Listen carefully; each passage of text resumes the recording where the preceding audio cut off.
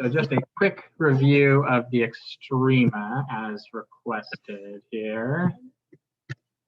We will just take some simple function.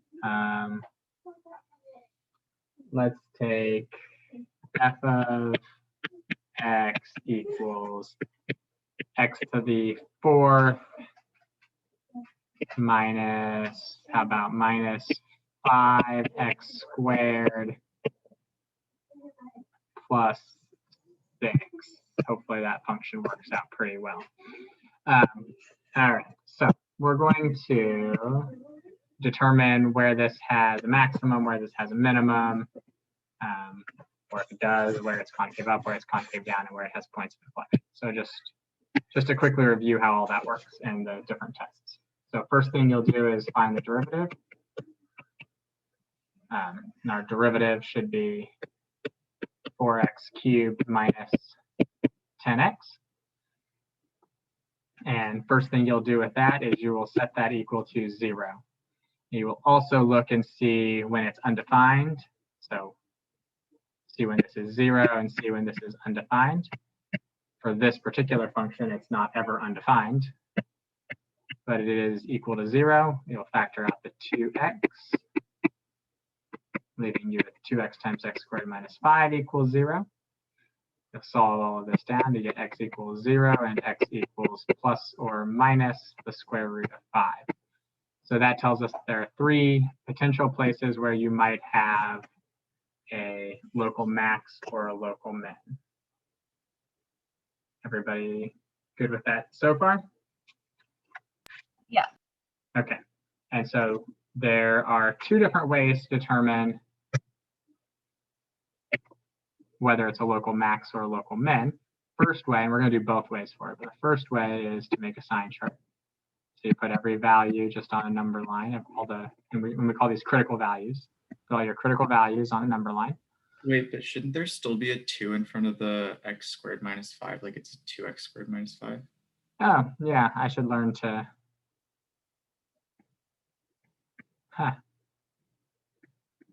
We'll just pretend those square roots extended all the way out there. We'll pretend I know how to factor. Thanks. That's embarrassing. All right. Let's see. So yeah, we're going to put those values on our sign chart, and then we will test some values that are in each of these intervals to see what's going on. So if we plug in something between 0 and the square root of 2.5, right, so that'd be something like 1. If we plug in 1 into our derivative, we get 4 minus 10, which is a negative, which tells us that the function is decreasing. If we plug in something like -1, we'll get -4 plus 10, which is positive, which tells us that the function is increasing. If we plug in something more than the square root of 5 halves, like 1,000, this is 1,000 cubed times 4 minus 10 times 1,000, so definitely positive. Tells us our function is increasing. And we plug in -1,000, this is a very large negative, and then we're going to add something smaller to it, so this will be negative. And so that gives us, that tells us when the function is increasing and when the function is decreasing. And you want to remember that whenever you do increasing and decreasing intervals, even though it doesn't make any sense, you need to use brackets for the intervals, except at infinities, positive or negative infinity, or if there's actually a discontinuity there. And we would know that this has a local minimum at x equals negative square root of 5 halves, and it has a maximum at x equals 0, and it has another minimum at x equals positive square root of 5 halves. So if I were to write out the increasing intervals, I would say that it's increasing from negative square root of 5 halves to 0, and from positive square root of 5 halves to infinity. And for where it's decreasing, I would say negative infinity to negative square root of 5 halves, and from 0 to the square root of 5 halves. And in terms of a local max or a local min, we'd say it has a local min of f of negative square root 5 halves. So we'd plug that in and figure out what it is. I'm not going to do the arithmetic right now, but you would need to do the arithmetic. And of f of positive square root of 5 halves. Both of those come out to be the same value, but still, even if they weren't the same value, it'd still be local mins for both of those. And we'd have a local max of f of 0, which would be 6. Everybody good with that? Does that all ring a bell? Yeah. Okay. Perfect. Then the next thing we would do is we would go in and we would take a second derivative.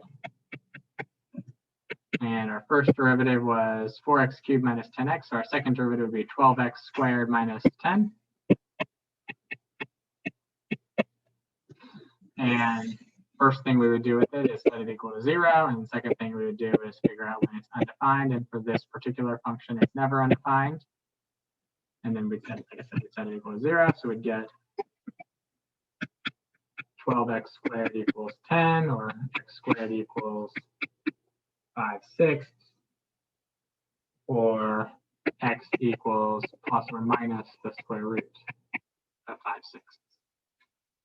We do the same thing as before. We'd make a sign chart. Negative square root of 5/6, positive square root of 5/6. Plug in something between them like 0, which would be negative, to your second derivative, telling you that this thing is concave down. And plug in something more than the square root of 5/6, which would be like 1, which would come out to be positive, concave up.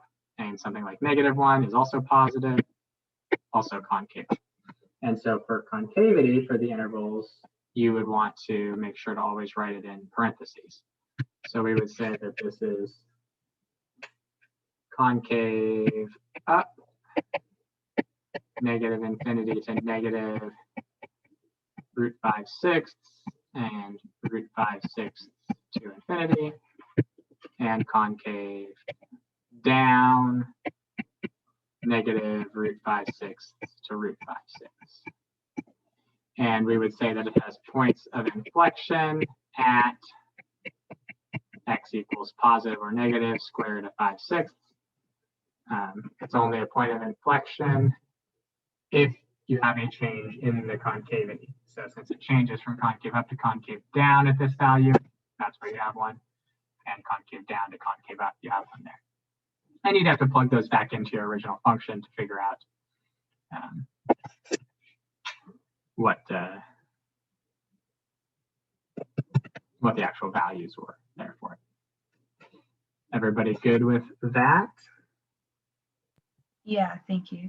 And then the last thing I want to add to this is you can always use your second derivative to help you find whether a point of, or whether a critical value is a point of inflection, with a critical value is a local max or a local min or not. So since we got critical values of negative root 5 halves, 0, and root 5 halves, we could use, and a new page for this, we could use the second derivative test. This is important to know this test. The second derivative test at x equals, what were our values? Negative root 5 halves, 0, and positive root 5 halves, right? So we will look at f double prime of negative root 5 halves. And so f, what was f double prime? It was 12x squared minus 10, is that right?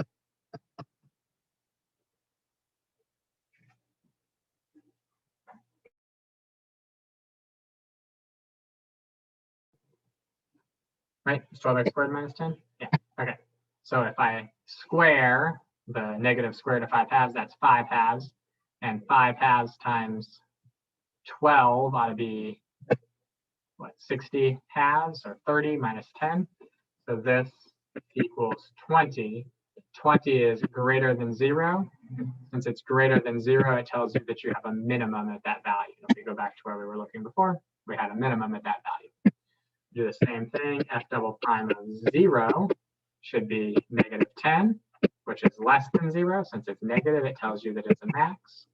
And f double prime of positive square root of 5/2 is also equal to 20 greater than 0, which tells you that it's a min. So it's important to know that second derivative test as well. Everybody good there? So that's all of the basic stuff for local extrema. Thank you. For finding the y of the point of inflection, do we plug it into the original equation or the the second derivative equation? You plug it into the original equation to find, you're saying for like finding the y's of the points of inflection? Yeah. Yeah, you'd say the point of inflection is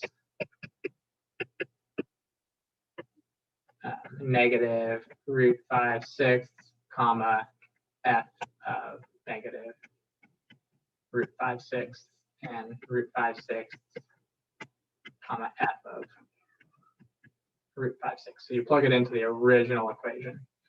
Because this is just a point on the original function. So this is the x value which it occurs. To find the y value which occurs on the original function, you got to plug it into the original function. Does that make sense? Yeah. Okay. Cool. Any other questions on the basic first and second derivative tests for extrema and points of inflection, concavity, increasing, decreasing? Hopefully that gives you a little bit of a refresher on it. So you said with increasing and decreasing, we use closed brackets, but on points of inflection, we use open brackets. Did I catch that right? Increasing and decreasing, you use brackets except at the infinities or discontinuities. Yes, and you use parentheses for concavity, not necessarily for, I mean, you use parentheses for points of inflection also because they're just points and you use parentheses for points, but you use parentheses for concavity. And every other math class I've ever been in, any math professor or person I've ever talked to thinks that you should use parentheses on the increasing and decreasing intervals as well. But for some reason, the College Board doesn't think you should, and they want brackets. And so you got to use brackets on the AP test because that's what they say. But that's fine. Everybody good there?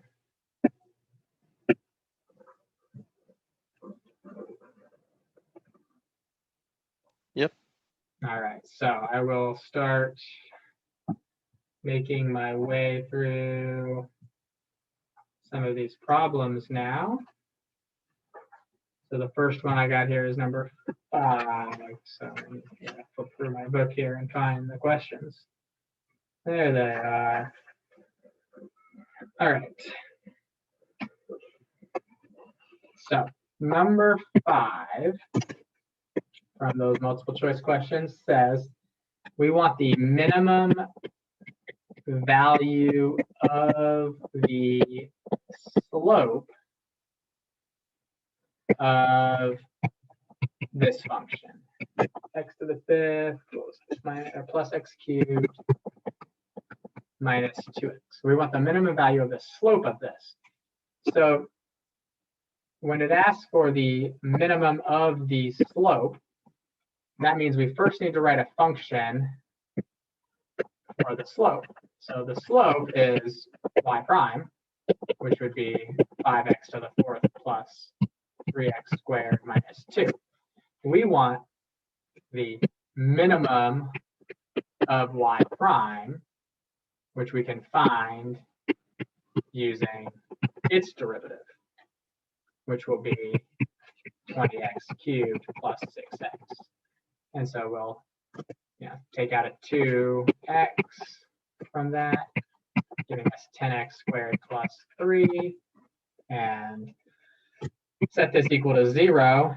This part of it doesn't give us any solutions. We just get x equals 0. And so then we go back in and we will plug that into our slope equation. So y prime of 0 to find that minimum slope equals -2, which looks like that was choice D. Everybody good there on number 5? Yeah. So that one's a little bit tricky because they're asking for the minimum value of the slope of a function. So you got to find a function to represent the slope, which is the derivative, and then find its minimum. All right, let's see here. Next one on the list is number 7. Lucky for those of you that just now asked for number 7. It was asked for quite a while ago also. Way up, like 10 more problems up on the list. So number 7, we want to know when is the tangent to y squared minus xy plus 9 vertical. So we want to know when is the tangent vertical. So in order to figure out when a tangent line is vertical, that would mean that the slope of the tangent line is undefined, or that the derivative is undefined. So we are looking for when is the derivative of y squared minus xy plus 9 undefined.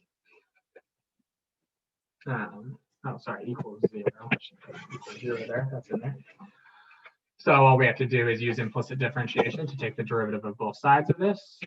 2y dy dx minus, and then xy, you have to use the product rule, x dy dx.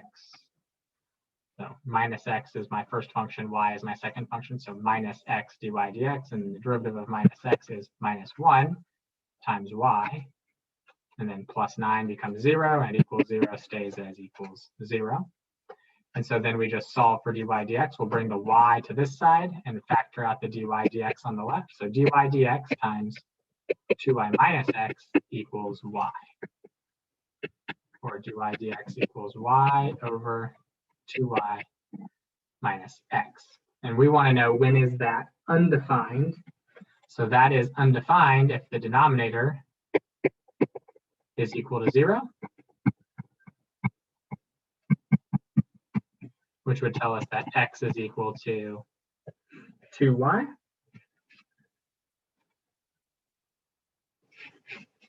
And if you look at the answer choices for that, it's giving you a bunch of things for y values. And so what we'll do is we'll take x equals 2y and figure out from our original function when that is the case. So we'll replace all the x's with 2y's. So we got y squared minus 2y times y plus 9 equals 0. And then we just need to solve that for y. And that gives us y squared minus 2y squared is negative y squared plus 9 equals 0, or y equals positive or negative 3, which looks like that's choice D. Everybody good there? Any questions on number 7?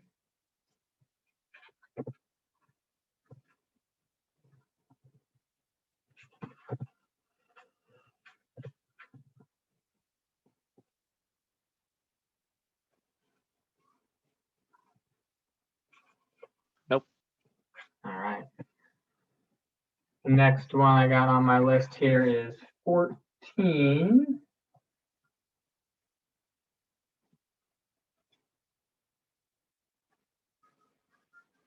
Number 14 says the maximum, so we're looking for the max of y equals negative 4 root 2 minus x. Right? Looking for the maximum value of y equals negative 4 root 2 minus x. And now we're going to note here that this says max. It doesn't say local max. Okay, so the max value of this is an absolute max that we're looking for. Okay? And so first time when that could potentially happen is at a critical value. And the other time that this could happen is at an endpoint of the function. And this function does have an endpoint, right? This has a domain. What is the domain of this function?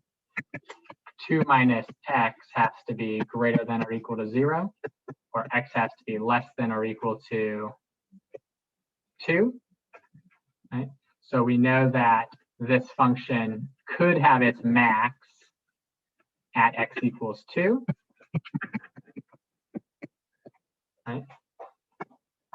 Or at any critical values of it. So we'll then take the derivative of it, y prime equals, and then the derivative of -4 root 2 minus x is just -4 times the derivative of root 2 minus x, which is 1 over 2 root 2 minus x times the derivative of -x, which is -1, or 2 over root 2 minus x if you simplify it. Critical values are when this equals 0, right, which is never. And when y prime is undefined, when is y prime undefined? Well, at x equals 2, or any value greater than 2, but this is not in the domain. So the only place where we could potentially be at a max is at x equals 2. And it's possible that in the answer choices, it might say this function has no maximum value. So what you'd want to check, even though you don't need to here, right? We'd look at 2 and see what's happening as we approach 2. If I plug in anything less than 2 to my derivative, I get a positive value. If I plug in 0, I get 2 over root 2, which is positive. Which tells me I'm increasing until I stop at x equals 2. So my max definitely occurs at x equals 2. We just need to plug in x equals 2 into our function. Y of 2 should be -4. So our absolute max ought to be choice B, -4. Good or no? So like I've noticed on like all the questions, like there's an option choice that always says like none of the above kind of thing. How often is that actually the answer? I mean, it happens. I wouldn't say it's often, but it definitely happens. Okay. Yeah. And I think I mentioned this the other day, but all these questions have 5 answer choices for the multiple choice, but on the test, on the AP test, there will only actually be 4. They changed that a couple of years ago, and the book that I took all these from was printed before that. So Okay. you actually have a 25% chance of getting them correct. Wouldn't the answer be 0? Yeah, because 2 minus 2 is 0, so then 0 times -4 is 0. Oh, yeah, I know how to multiply. 0. Oops. Whatever choice that was. A. I don't know. I'm having trouble with arithmetic today. Must be all the blood all over my floor from the dog. I'm going to blame that. Everybody good there now that I did the arithmetic correctly? Once you told me I had done it wrong?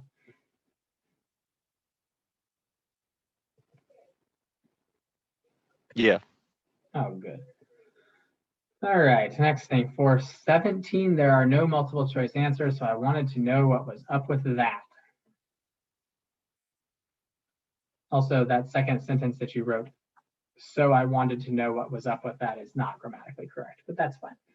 Number 17, it says, for which curve shown in question 16 is f double prime positive, but f prime negative. So you're looking at the 5 curves shown in question 16 right above it. So those are your 5 answer choices. So let's quickly look at those. It says that the second derivative is positive. The first derivative is negative. So second derivative is positive, tells us that it should be concave up. And the first derivative being negative tells us that it should be decreasing. So we need to look for whichever function is concave up, but also decreasing, which means it needs to look like this. And that appears to be choice B. Everybody good there with 17?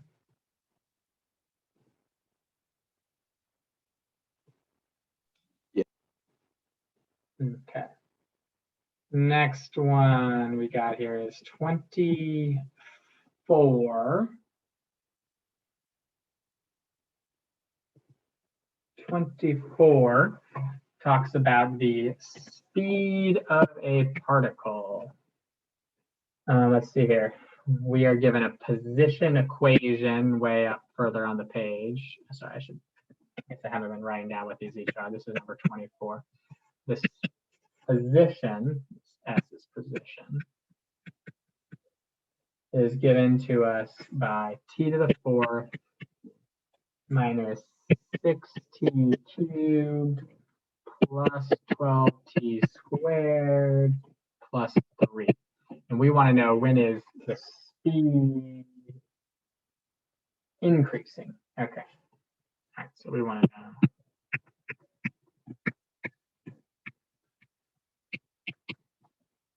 All right. So first thing to remember is that speed is the absolute value of velocity. Right? It is the velocity without a direction associated with it. Velocity can be positive, moving to the right or moving up. Velocity can be negative, moving to the left or moving down. But speed is a measurement in which the direction is irrelevant. You know, I could be moving 5 meters per second to the right, 5 meters per second to the left. I have the same speed, but I have a different velocity. Okay? Another important thing to remember is that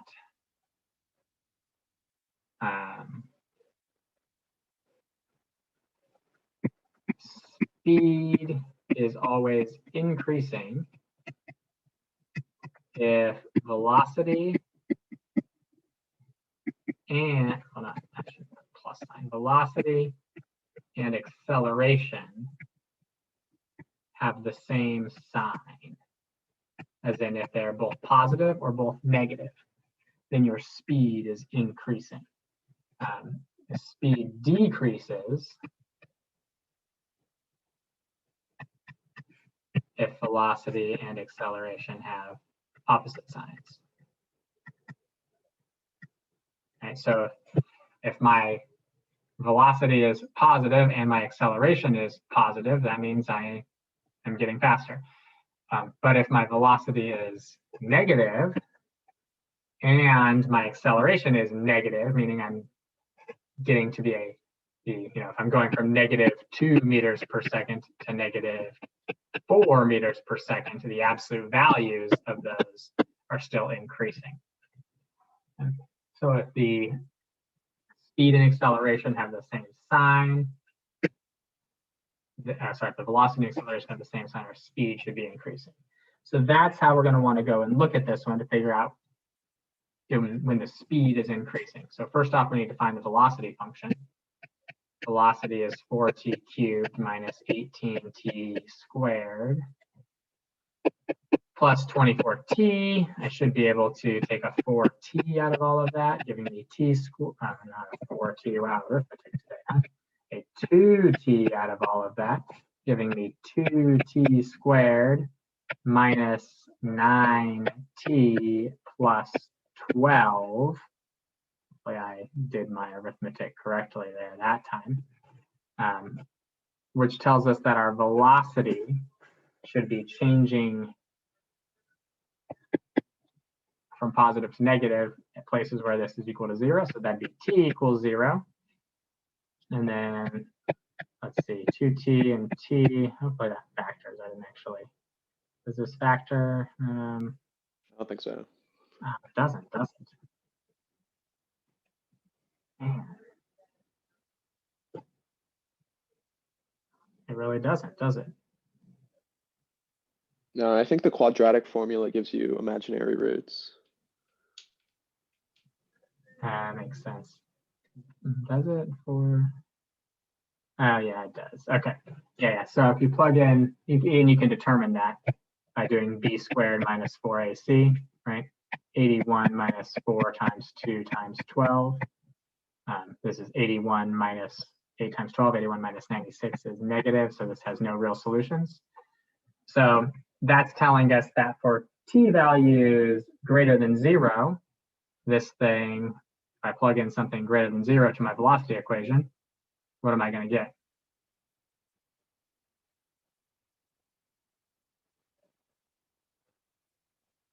If you do what, you get what? What were you asking? If I plug in a t value greater than 0 to this, what is my velocity?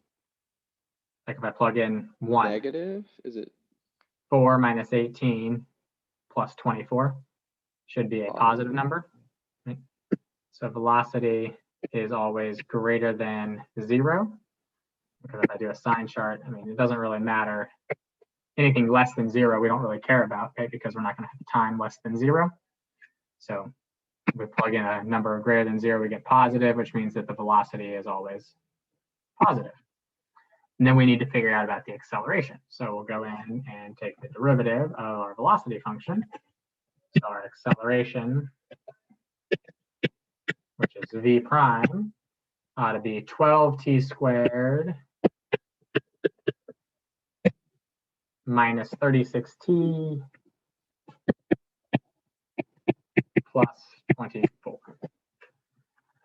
And that we can take a 12 out of to give us t squared minus 3t plus 2, and that factors to t minus 2, t minus 1, which tells us that our acceleration can be changing signs at t equals 1 and t equals 2. So we'll put 0 on there, 1 and 2. If we plug in something between 0 and 1, like a half, this is negative times a negative, which is positive. So our acceleration is positive from 0 to 1. If we plug in something between 1 and 2, like 1.5, this is negative times a positive, which is negative. So our acceleration is negative. And if we plug in something more than 2, like 1,000, this is positive and positive. So our acceleration is, again, positive. So if we look back at this, speed is increasing if velocity and acceleration have the same sign. Well, velocity is always positive.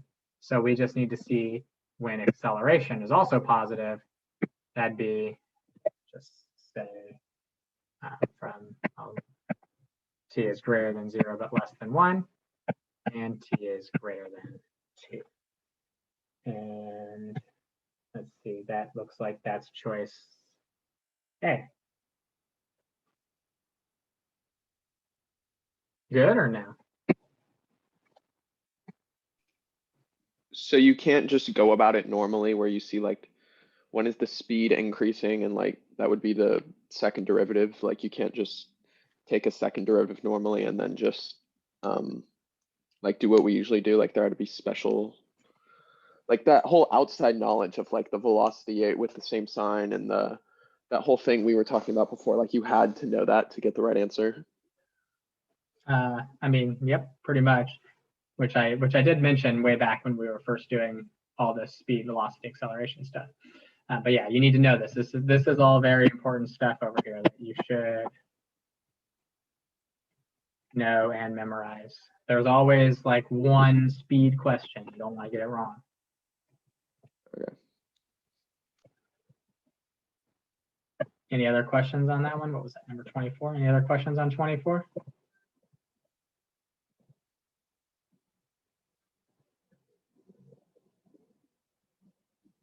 All right. Next one on the list is 31.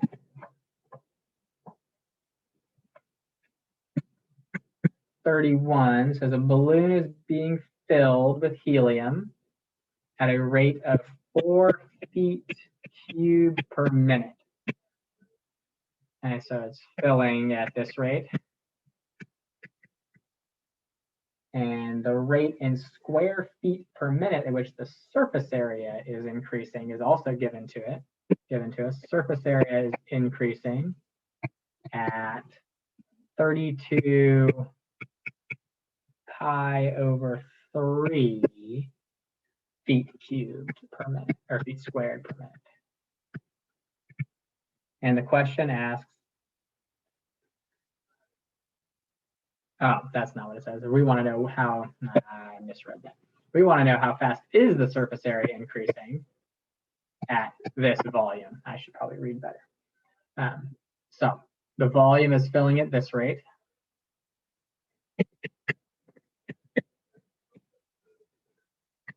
our surface area is increasing at whatever rate we're looking for, and we want to know when that's true at this particular volume. So in order to figure this out, we're going to have to figure out a way to relate, either a way to relate volume and surface area, or we're going to have to do this in 2 steps.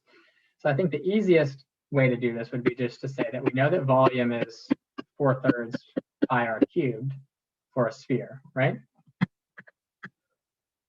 And this is a related rate question, so we'll say dv dt is equal to, and then we'll go through and we'll take this derivative, which is 4 pi r squared dr dt. Well, the problem with that is we don't know the radius, but we do know the volume here. So we know that we are interested in the time when the volume is 32 pi over 3. We should be able to, from that, figure out what the radius is. So that tells us, if I cancel out the 3's and cancel out the pi's, I got 4r cubed equals 32, or r cubed equals 8, or r equals 2. So I should be able to plug everything in. 4 equals 4 pi times 2 squared times dr dt to find dr dt, which looks like that ends up being, I divide by the 4, I have 1, and then I got to divide by another 4 pi, so 1 over 4 pi. And then from there, we should be able to use that information to write a new formula for the surface area. We'll call it A equals 4 pi r squared, and we want to find dA dt, how fast the surface area is increasing. So we'll take the derivative over here, 8 pi r dr dt. We know r, we know dr dt. We just plug it all in. 8 pi times our radius times our dr dt. We got 16 pi over 4 pi, which is 4, what were they, inches, no, feet squared per minute, which is choice C. So you can break it up into multiple steps like that. Like my biggest issue with this is I could not, like, for the life of me, relate volume to surface area. So you can break it up like that. Yep. And then where did the 4 pi r squared come from when you did area equals 4 pi r squared? Where did this 4 pi r squared come from? Yeah, was that just the derivative? Well, I mean, it does happen to be the derivative of the volume formula, but that's just the surface area of a sphere. Okay. That's the formula for the surface area of a sphere. That's something you would expect to know on the test. I would have expected you guys to all know that formula coming into class.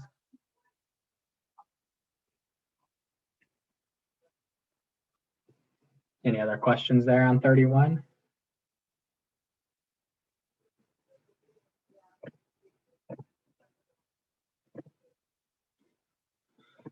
All right, next one on the list here, 37.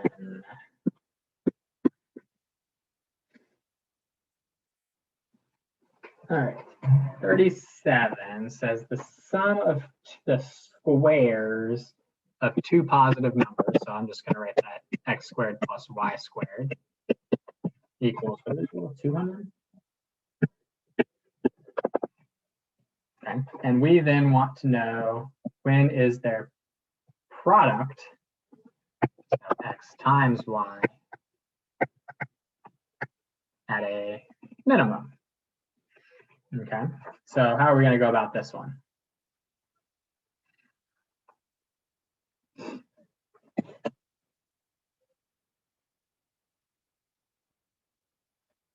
One thing that we want to do, first off, is figure out what's our dy dx. We need to figure out when dy dx is equal to 0. And so we'll take xy as our function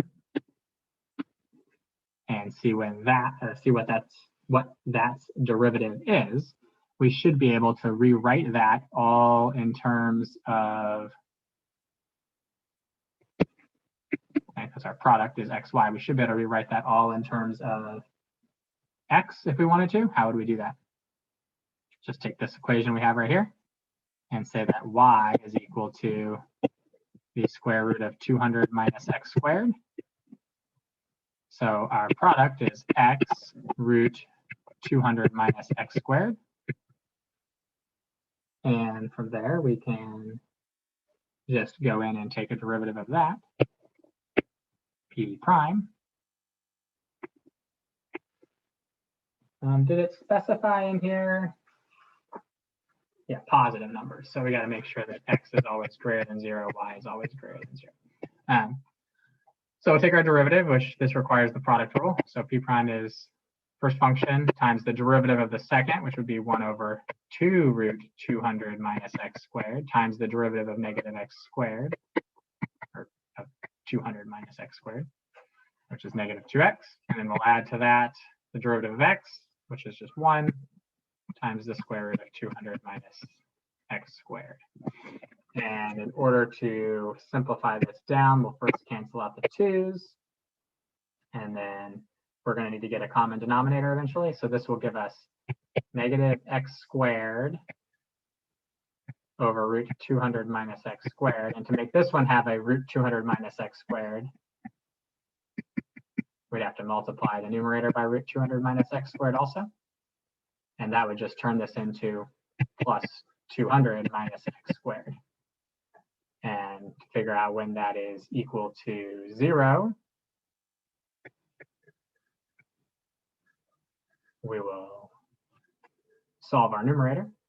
So negative 2x squared plus 200 equals 0, or x squared equals 100, or x equals 10. We won't worry about the negative 10 because it said positive integers.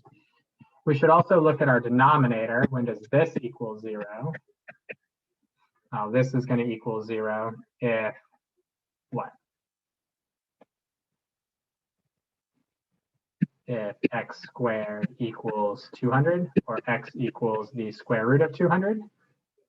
But x equals the square root of 200 doesn't work, because if I plug in that, I get 200 plus 0 equals 200. That would mean that y equals 0, and that can't happen because y needs to be greater than 0. So the only place where we could have a minimum is at x equals 10. We'd want to make a sign chart with 0, 10, and root 200 on it, just to make sure it's actually a minimum. Plug in something like 1 to our derivative. And I'm just going to look at our original derivative here, because that might be easier for us to look at. Actually, I won't look at it. I'll look at our simplified version of it here. I think that'll be easier for us to look at. If we plug in 1, the denominator is positive, and the numerator is also positive, giving us a positive.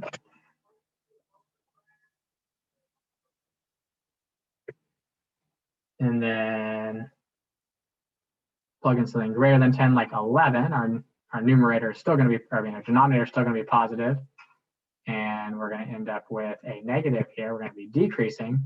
And then that should show us that it looks like there is no value where we have a minimum product, because we hit a maximum at x equals 10. We can't get to 0, because that would give us x equals 0. And we can't get to x equals root 200, because that would give us y equals 0, which is not in our domain. So the closer we get to x equals 0 or y equals 0, the smaller our product becomes, but it never reaches an actual minimum. So we have a maximum product at x equals 10, but no minimum product.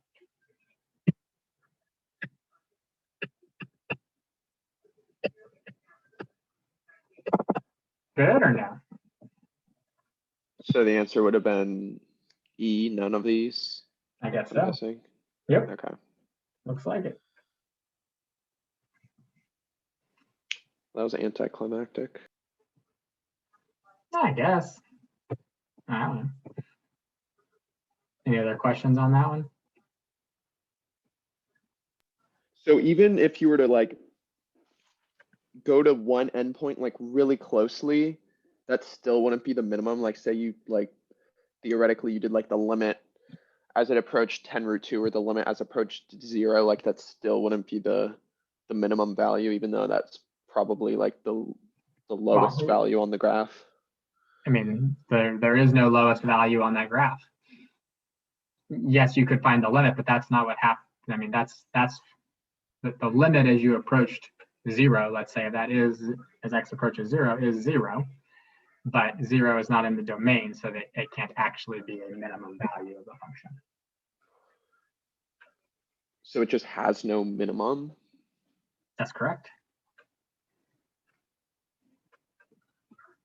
Okay. I mean, what was our equation for the product in terms of, when I had it all in terms of x? It was x square root 200 minus x squared, right? Yeah. Did I get that typed in there right? Yeah, okay. So looking at only positive values, there's, I mean, you know, if I go to 0, what's it going to tell me here? It's going to say, it says 0, 0, right? Because we didn't have the restriction on our domain on our graph, but we could do that. Let's do that. Our restriction on our domain that we found was x is greater than 0, less than the square root of 200, right?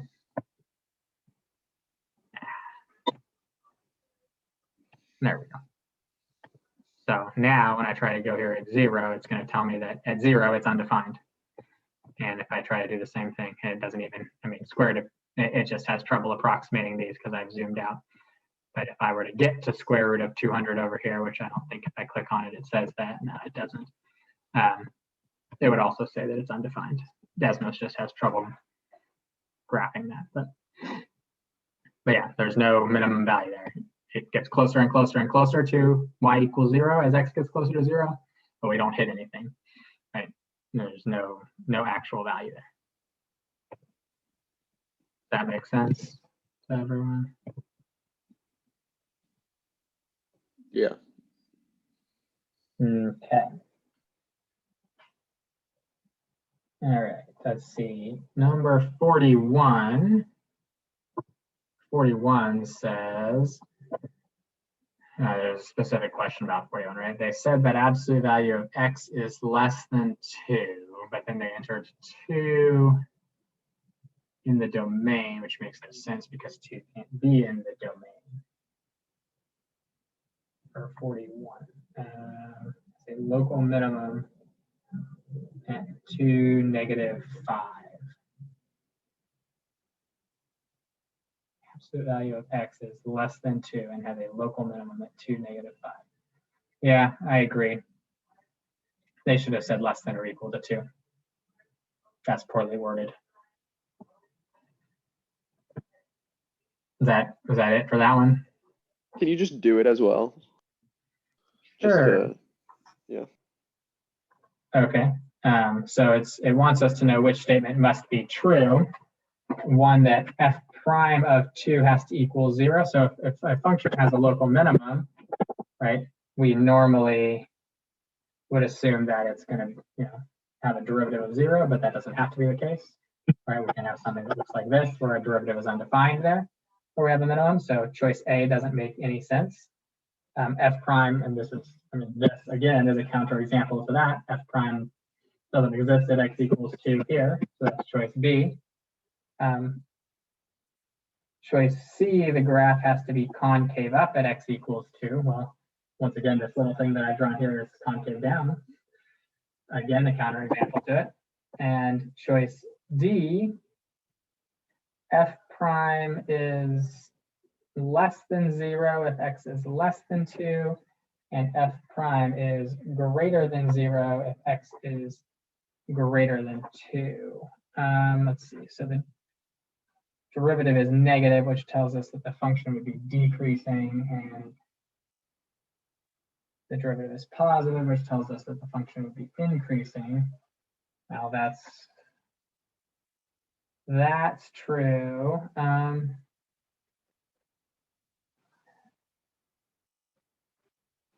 Let's see, how could we disprove that? Oh, yeah, easily enough. There we go. Now it's not always increasing or always decreasing to the left of 2 and to the right of 2. So now we've disproven D, so that one would be E. None of them are necessarily true. Okay, thanks. All right. Next one here I've got is 32. I don't think I'm going to get to everybody's questions today because there's still quite a few here on the list, but we'll get through as many as we can and finish it up tomorrow.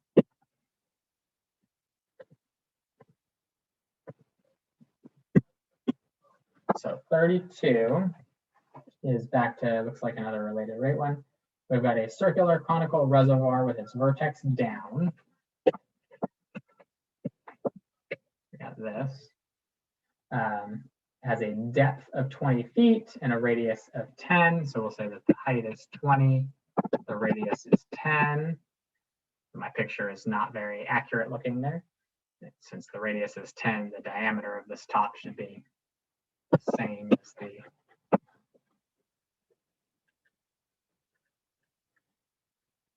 height. I'll just try to make it a little more accurate. Or like that. And then water is leaking out so that the surface is falling at a rate of 1/2 of a foot per hour. So the surface is falling, that's a change in the height. It's 1/2 of a foot per hour. And then we want to find the rate in cubic feet per hour, which the water is leaving the reservoir. So we're looking for dV, and this should be negative because that height is decreasing. We're looking for dV dt. And then we want to know that when the height is 8. And so we need to find a formula for the volume of this cone. Volume is 1/3 pi r squared h. And we should be able to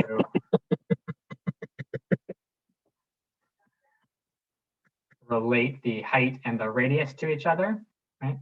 As I draw some other thing in here where it's decreased sum, my radius, how should my radius and my height be related on these similar triangles? I should be able to say that 20 over 10 equals h over r, or we should be able to say that h is 2r, or better yet, r is h over 2, since we want to do everything in terms of h. Everybody good with that so far?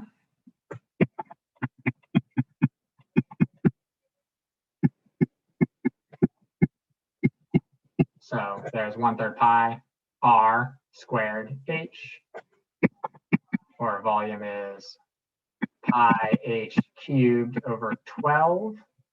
Then we take our derivative, dV dt equals 3 pi h squared over 12, or pi h squared over 4 dH dt. We're given h, we're given dH dt, we plug them in to find dV dt. So dV dt is equal to pi 8 squared over 4 times negative 1/2. And looks like that gives us a negative 8 pi, and I don't know what the units were. What do we have? Feet cubed per hour. I know they didn't have a units on there. And this problem says the rate at which the water is leaving the reservoir. And so this is the decrease, this is the rate of change of the volume is negative 8 pi. And so they just want to know how quickly is it leaving. So since they specifically say is leaving, we would then say, we would say leaving at 8 pi. So we put a positive value in for that just because.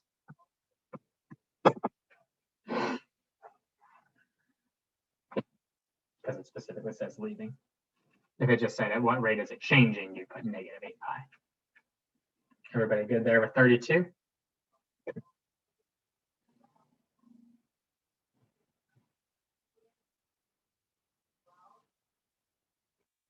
All right, next one we've got up here is 11. Go back and find 11. Okay. We got 11. The edge of a cube. The edge of a cube has a length of 10 inches with a possible error of 1%.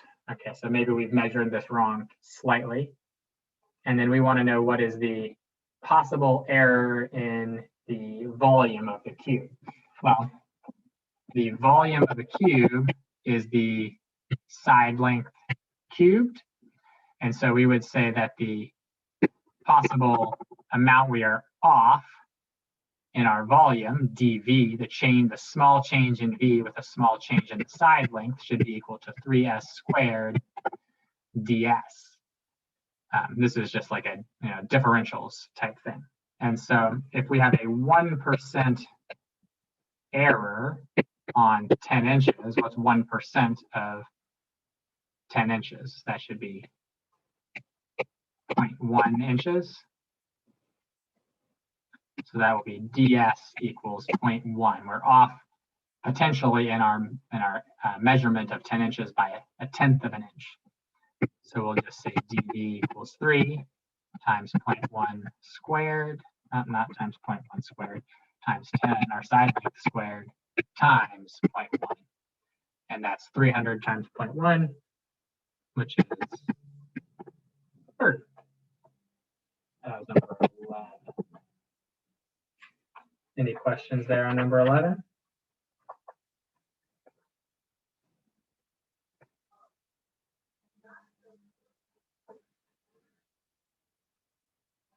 Everyone good with that one? Okay, next one, 25. Okay, 25 is, I guess I should have done this one back when I was doing the other ones with the same position equation. We had the position equation S equals t to the 4th minus 6t cubed plus 12t squared plus 3 again. And the displacement from the origin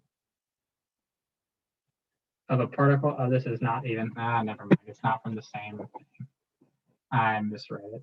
The displacement is given by S equals 2 to the 4th minus 4t cubed. I thought it was with all those other questions for a second. Yeah, all that. All right, so that's the displacement. We want to know what is the maximum displacement on this time interval. So we're just looking for what is the maximum of this function right here. So we'll need to take its derivative.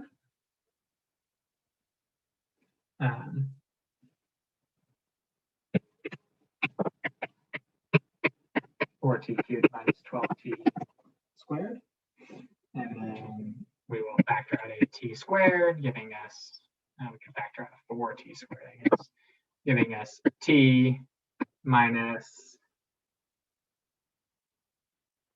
3, which would give us t equals 0 and t equals 3.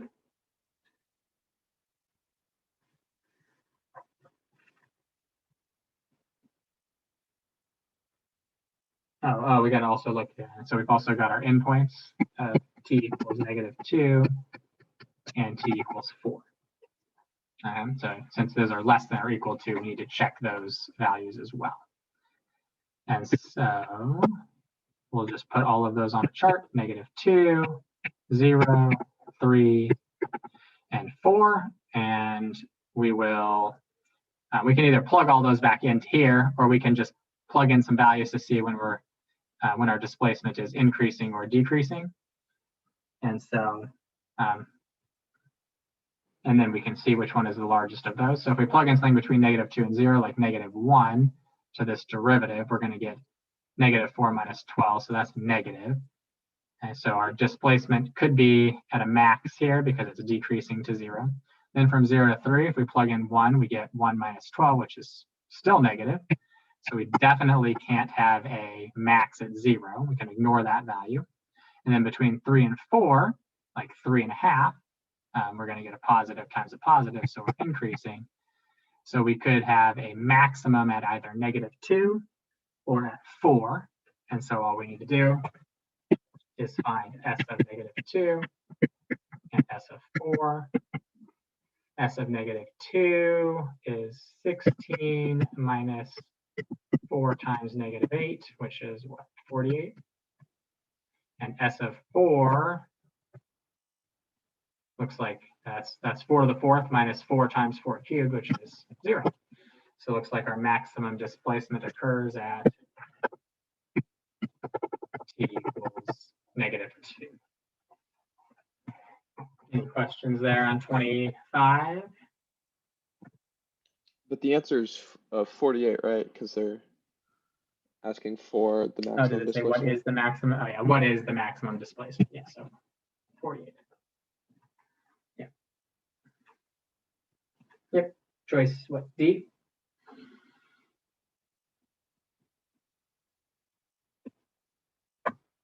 Any questions there on 25? Everyone good there? All right, 37. No, we already did 37, right? That was on somebody else's list. Okay, 42. Got time for at least one more, and then we'll finish up the rest tomorrow. So 42. The height of a rectangular box is 10 inches. Okay, so just put down 10 inches for our height. Its length increases at 2 inches per second. Its width decreases at 4 inches per second. We want to know when the length is 8 and the width is 6 inches, how is the volume changing?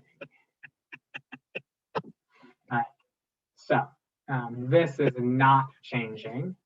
So we don't need to include height in our volume equation other than just add a 10. Right, our volume is 10 times the length times the width. And so to find dv dt, we just need to take the derivative of both sides of this with respect to t. So dv dt equals 10 times the derivative of lw, which would be L dw dt, plus w dl dt. And we're given the length that we're interested in, the dw dt decreasing at 4, so -4. And then the width of 6 and dl dt increasing, so +2, which gives us 10 times, what is that, -32 plus 12, which is -20. So -200, and then whatever the units were on there, cubic inches per second. Everybody good there with that one? Any questions on that one?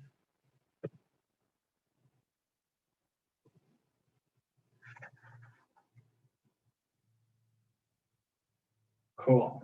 All right, I think that's a good place to stop. I still had 3 more that we didn't get to, but the class is now over, and the rest of them are all calculator ones, so we'll deal with the calculator ones tomorrow.